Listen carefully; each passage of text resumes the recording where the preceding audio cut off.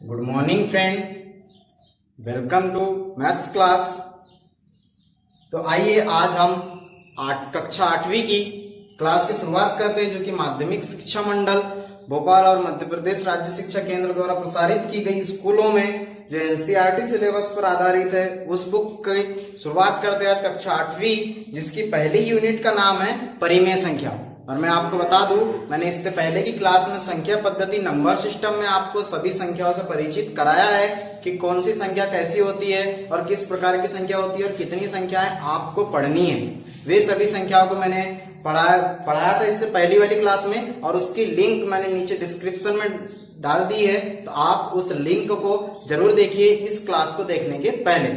तो आइए कक्षा 8वीं की जो क्लास है उसकी शुरुआत करते हैं। तो जो पहली यूनिट है उसका नाम है परिमेय संख्या। उसका नाम क्या है? परिमेय संख्या। तो देखिए, परिमेय संख्या मैंने इससे पहले भी बताया था। रेशनल नंबर क्या होते हैं मैंने इससे पहले भी बताया था इसकी पहली वाली क्लास में कि परिमेय संख्या क्या होती है। वे संख्याएं जिसे P बटे Q के रूप में लिखा जा सके और जो Q है बराबर ना हो शून्य के, यानी कि ऐसी संख्याएं जिसे अंश और हर के रूप में लिखा जाता हो, लेकिन जो हर है वो शून्य के बराबर नहीं होना चाहिए, ऐसी संख्याएं क्या कहलाती है? परिमेय संख्या कहलाती है। और जैसे कि एक साधारण थोड़ी सी मैं आपको बता दूं क्लू, जैसे एक संख्या रेखा होती है, यहाँ एक शून्य है, यहाँ 1, यहाँ 2 होगा, यहाँ -1 होगा, यहाँ -2 होगा। तो देखिए ये सारे क्या कहलाते हैं? पूर्णांक। इसके पहले की क्लास में आपने पढ़े हैं ये सारे अंक क्या कहलाते हैं? पूर्णांक। ये सारी संख्याएं पूर्णांक कहलाती है। तो किन्हीं दो पूर्णांकों के जो बीच की जो संख्या होती है वे संख्या भी क्या कहलाती है? परिमेय संख्या कहलाती है। और किन्हीं दो पूर्णांक के बीच अनंत परिमेय संख्या होती है। कितनी परिमेय संख्या होती है? अनंत परिमेय संख्या होती है। और आपको बता दूं परिमेय संख्या के बारे में, ऐसी संख्या जिसका दशमलव प्रसार शांत हो। कैसा हो? शांत हो। वे संख्या भी परिमेय संख्या कहलाती है। यदि अशांत है और अशांत आवृत्ति में हो, एक तो शांत हो या फिर अशांत आवृत्ति में हो, ऐसी संख्या भी क्या कहलाती है? परिमेय संख्या कहलाती है। जिसका दशमलव प्रसार शांत हो या फिर अशांत है तो वो क्या होना चाहिए? एक आवृत्ति में होना चाहिए। तो अब देखते हैं शांत कैसा होता है। शांत यानी जैसे किसी का आंसर आ गया 1 के बाद 1.75 खत्म, तो ये संख्या क्या होगी? परिमेय संख्या होगी। अब फिर उसके बाद जैसे किसी का भाग देते हैं हम 2.50, ये संख्या क्या होगी? परिमेय संख्या होगी। जिस किसी का आंसर इस तरह से आता है ऐसी संख्या क्या होगी? परिमेय संख्या होगी। अब जैसे अशांत आवृत्ति, अशांत यानी जैसे किसी का 2.756 यानी देखिए अशांत है 5, 6, 7, अशांत है ना 5, 6, 7, इसके बाद भी नंबर आ ही रहे हैं, तो ये एक आवृत्ति में आ रहे हैं 5, 6, 7, 5, 6, 7, 5, 6, 7, ऐसे बिल्कुल कंटिन्यू आते जा रहे हैं। अब जैसे और एक बताता हूं मैं आपको 3.37373737, ऐसे नंबर देखो अशांत है लेकिन एक आवृत्ति में है, यानी 5, 6, 7, 5, 6, 7, 5, 6, 7, 3, 7, 3, 7, 3, 7, 3, 7। तो इसको हम यहाँ पे बार लगा के इन सबको हटाया जा सकता है और इसके ऊपर ये बार लगा के इन सबको हटाया जा सकता है। तो ऐसी संख्या क्या कहलाएगी? परिमेय संख्या कहलाएगी। तो आइए इसके आगे पढ़ते हैं। आपको इसके परिमेय संख्या के कुछ गुणधर्म है। परिमेय संख्या के क्या है? कुछ गुणधर्म पढ़ते हैं कि परिमेय संख्या के गुणधर्म क्या होते हैं। तो परिमेय संख्या के गुणधर्म में मैं परिमेय संख्या के गुणधर्म में क्या है? किसी संख्या को जोड़ना, किसी संख्या को घटाना, किसी संख्या का गुणा करना और किसी संख्या का भाग देना। तो मैं आपको बता दूं कि मैं कुछ आपको गुणधर्म बताता हूं, उसको आप ध्यान से देखिएगा कैसे है। तो परिमेय संख्या के गुणधर्म यानी परिमेय संख्या को जोड़ना, परिमेय संख्या को घटाना, परिमेय संख्या का गुणा और परिमेय संख्या का भाग। तो परिमेय संख्या को जोड़ते कैसे हैं? तो जोड़ने के लिए मैं लिखूंगा सबसे पहले पहली परिमेय संख्या, यानी देखिए दो परिमेय संख्या को आप जोड़ेंगे या घटाएंगे, अकेले को तो नहीं करेंगे ना। तो पहली परिमेय संख्या गुणित हरों का लघुत्तम समापवर्तक, फिर प्लस दूसरी परिमेय संख्या गुणित लघुत्तम समापवर्तक हरों का, उसके बाद बटे में हरों का लघुत्तम समापवर्तक। आप इस फॉर्मेट में रख करके किसी भी परिमेय संख्या को जोड़ या घटाना कर सकते हैं। घटाने में भी सेम यही फॉर्मूला लागू होता है। तो पहली परिमेय संख्या, इसके लिए आपको क्या करना पड़ेगा, जो दो परिमेय संख्या होगी, परिमेय संख्या जिसे P बटे Q के रूप में लिखा जाता है, तो ये जो दोनों Q होंगे, इन Q का लघुत्तम समापवर्तक निकालना होगा और उसके बाद उसको पहली परिमेय संख्या से गुणा करेंगे, फिर दूसरी परिमेय संख्या से गुणा करेंगे, उसके बाद इनका जो लघुत्तम आएगा उससे क्या करेंगे, हम डिवाइड करेंगे यानी भाग देंगे। उसके बाद जो आंसर आएगा वो क्या होगा, उसका योगफल या फिर उसका घटाने में जो आंसर आता है वो होगा। अब ये हो गया जोड़ने और घटाने के लिए। अब देखते हैं कि गुणा कैसे होता है, किन्हीं दो परिमेय संख्या का गुणा कैसे होता है। तो गुणा कैसे होगा, कोई जो परिमेय संख्या होती है वो कैसी होती है, अंश बटे हर गुणित अंश बटे हर। तो क्या होता है जब गुणा होता है, तो अंश का गुणा अंश से और हर का गुणा हर से होता है।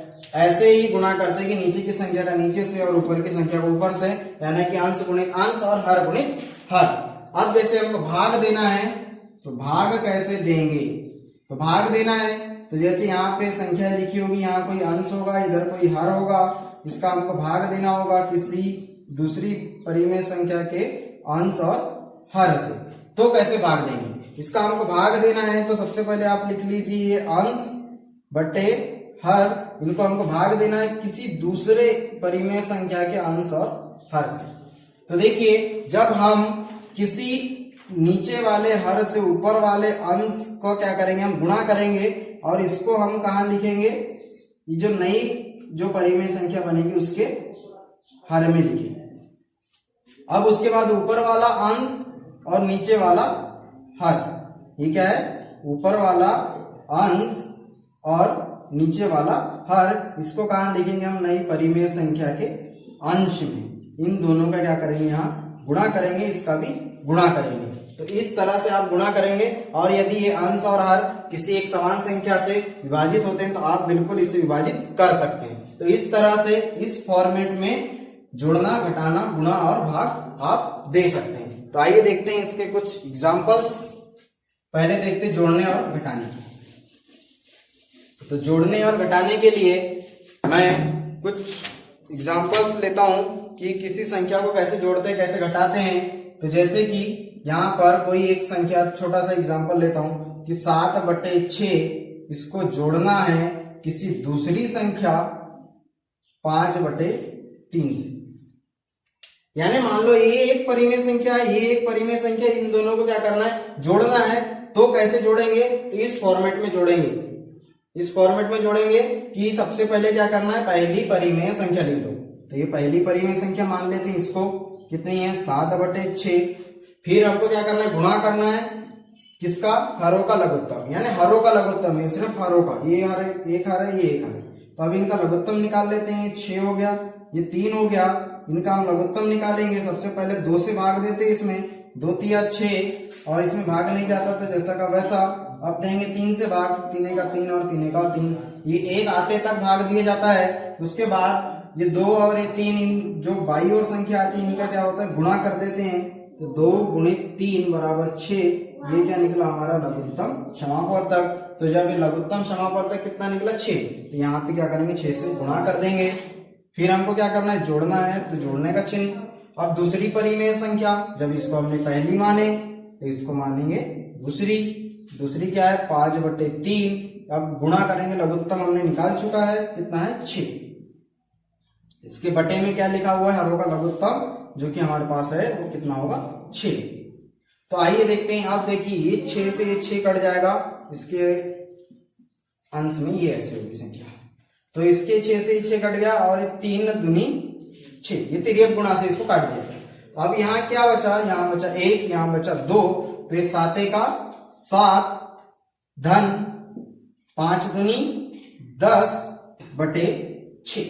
अब ये दोनों को ऊपर की संख्या को जोड़ दो, 10 और 7 17/6। तो ये जो अगली जो संख्या मिली हमको परिमेय रूप में, यानी 7/6 धन 5/3 को यदि जोड़ेंगे तो 17/6 मिलेगा। तो इस तरह से आपको जोड़ना है और घटाने में भी कोई अंतर नहीं है, सेम प्रोसेस है। बस धन की जगह क्या करना है, आपको ऋण कर देना है। ये धन की जगह ऋण लगा देना है, यही सेम प्रोसेस है घटाने की। आंसर आपका चेंज हो जाएगा। ये आंसर आया था जोड़ने में, अब अगला आंसर आएगा घटाने में। अब देखिए यहाँ पे हो गई असमान चिन्ह वाली संख्या, ये एक धनात्मक संख्या, ये एक ऋणात्मक संख्या। तो असमान चिन्ह वाली संख्या हमेशा क्या होती है, घट जाती है, आपको बताया गया है। तो घटाएंगे, 10 में से 7 गए 3, और जो बड़ी संख्या के सामने चिन्ह होता है उसको लगाते, तो बड़ी संख्या के सामने चिन्ह है ऋण का और इसके बटे में है 6। अब ये संख्या आप देखेंगे किसी एक संख्या से कट रही है, 3 से ये दोनों संख्या डिवाइड हो जाएगी। तो 3 का 3 और 3 दूनी 6। तो जब आप 7/6 में से 5/3 को जब आप घटाएंगे तो आपको -1/2 मिलेगा। तो इस तरह से ये जोड़ने और घटाने का फॉर्मेट है। आगे और प्रश्नावली में हम क्वेश्चंस देखेंगे, प्रयास कीजिए कि क्वेश्चंस देखेंगे तो यही सेम फॉर्मेट में आपको क्वेश्चन हल करेंगे। अगला देखते हैं कि अब ये क्या होगा, जोड़ना घटाना। इसके आगे देखते हैं गुणा और भाग, कि गुणा और भाग देते कैसे हैं। गुणा और भाग कैसे देते हैं, तो किन्हीं दो परिमेय संख्या का गुणा करना है। तो मैंने आपको अभी बताया था कि कोई जो परिमेय संख्या होगी अंश और हर के रूप में होगी, उसका गुणा करना है किसी दूसरी परिमेय संख्या अंश और हर के रूप में। तो कैसे करते हैं, तो अंश का गुणा अंश से, इसके बटे में हर का गुणा हर से। तो देखिए हम यहाँ पे एक एग्जांपल लेते हैं। कोई भी संख्या जैसे कि -2/3 इंटू 4/6, 4/5 लेते हैं। तो अब इसका हमको क्या करना है, गुणा करना है। ये पहली परिमेय संख्या हो गई आपकी, ये दूसरी परिमेय संख्या। तो पहली परिमेय संख्या हमको गुणा कैसे करना है, ऐसे करना है, अंश गुणित अंश, हर गुणित हर।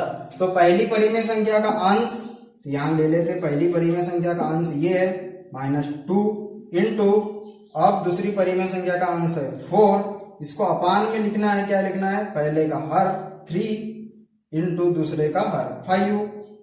अब देखिए यहाँ पे भी क्या हो गया, असमान चिन्ह आ गए, -2 इंटू 4।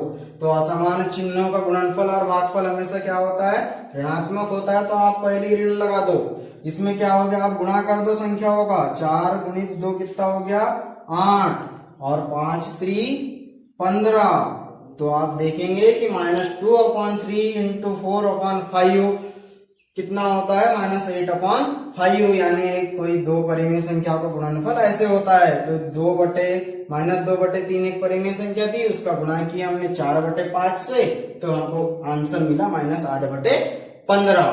तो इस तरह से देते हैं, किसी संख्या का गुणा किया जाता है। तो आपको इसको याद रखना है, क्योंकि प्रश्नावली में आगे तक आपकी पूरी बुक में इस तरह के फॉर्मेट काम में है। अब देखते हैं कि भाग कैसे दिया जाता है। भाग कैसे दिया जाता है, ये है भाग।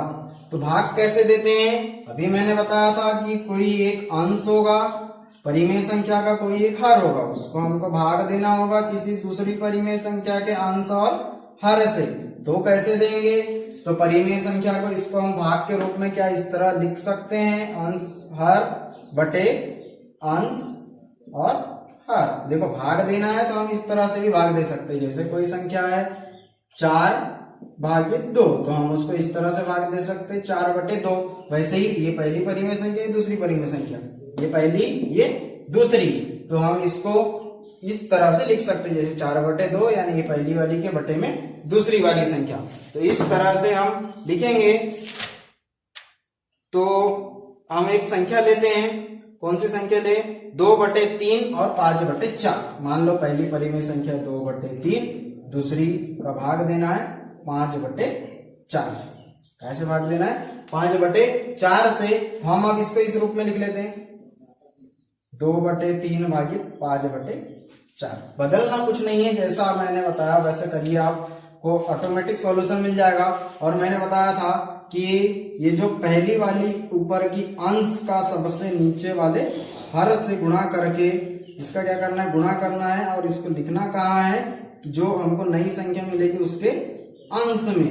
कहाँ लिखना है, वो नई संख्या के अंश में। और ये दो नीचे का, ऊपर वाले का हर और नीचे वाले का अंश, इन दोनों का जब गुणा करेंगे और हम कहाँ लिखेंगे, नई संख्या के हर में। तो सेम यही प्रोसेस करते हैं। ये दोनों ऊपर वाली संख्या 2 गुणित 4, तो कितना हो गया, 4 दूनी 8। कितना हो गया, 4 दूनी 8। और अभी क्या है, बच गया हम यहाँ 3 गुणित 5। तो इसको कहाँ लिखना है हमको, इसको लिखे हमने ऊपर, इसको लिखेंगे हम नीचे।